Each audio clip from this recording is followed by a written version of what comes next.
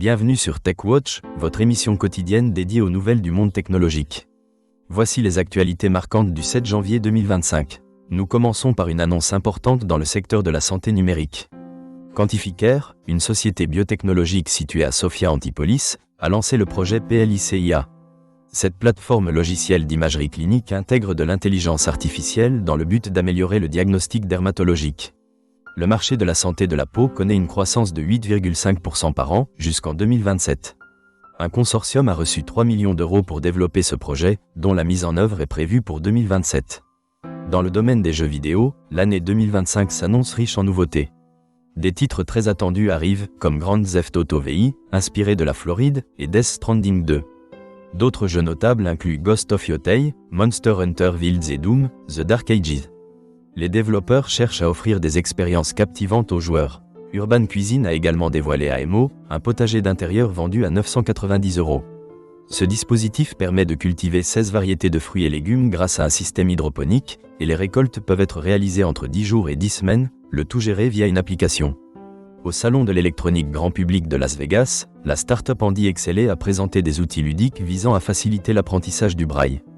Étant donné que seulement 15% des malvoyants sont compétents en braille, leurs produits cherchent à rendre l'apprentissage plus engageant. Bosch Bike Systems a annoncé un nouveau système de verrouillage numérique, nommé Battery Lock. Ce dispositif, activable à distance, empêche l'utilisation des batteries volées, renforçant ainsi la sécurité des vélos électriques. La Cour des comptes a récemment tiré la sonnette d'alarme concernant le sous-investissement dans les systèmes d'information de santé. Ce manque de financement nuit à la sécurité et à l'efficacité des établissements de santé et nécessite donc une augmentation des budgets liés à l'informatique.